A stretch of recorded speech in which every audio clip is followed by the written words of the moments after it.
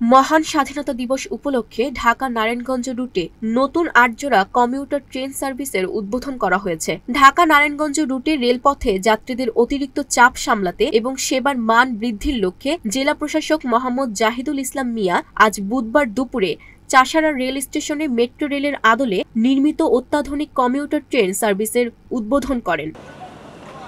এর আগে ট্রেনটি ২৬ মার্চ সকাল ১১টায় ঢাকা থেকে ছেড়ে আনুমানিক ১১টা ৫০ নারায়ণগঞ্জ পৌঁছায় এবং পরবর্তীতে যাত্রী নিয়ে নারায়ণগঞ্জ ত্যাগ করে।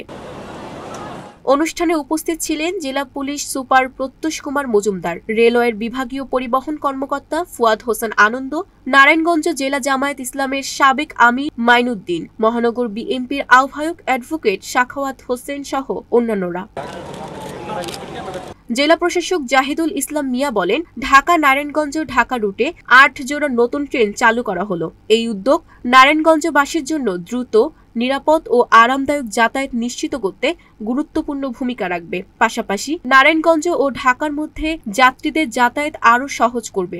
মেট্রো রেলের আদলে তৈরি এসব ট্রেন আধুনিক সুযোগ সুবিধা সম্পূর্ণ হবে এবং উন্নত সেবার মানদণ্ড বজায় রেখে পরিচালিত হবে। বাংলাদেশ সরকারের রেলওয়ে সচিব স্যার যিনি কথা দিয়েছিলেন যে ২৬শে মার্চে নারায়ণগঞ্জে নতুন একটি কমিউটার ট্রেন চালু হবে, আজকে তারই ধারাবাহিকতায় আজকে ২৬শে মার্চে আপনারা দেখছেন যে আমাদের নতুন একটি কমিউটার ট্রেন নারায়ণগঞ্জে চালু হচ্ছে। আমরা প্রত্যাশা করি নারায়ণগঞ্জ একটি গুরুত্বপূর্ণ জেলা, সেই জেলার যোগাযোগ ব্যবস্থা, সকল ধরনের যোগাযোগ ব্যবস্থা আরও বেশি উন্নত হওয়া উচিত। আমরা সেই লক্ষ্যে কাজ করছি। তিনি আরও বলেন, আগের ট্রেনের সাথে কম্পেয়ার করলে দেখা যাবে আগে যেমন ৮টি বগি ছিল, এখন ১১টি বগি। ৩৮২ জন যাত্রী নিতে পারত, সেখানে এখন ৫৯২ জন যাত্রী বসে যাত্রী নিতে পারবে। এই ট্রেনটি একসাথে ১১৭৬ জন যাত্রী একসাথে বহন করতে পারবে।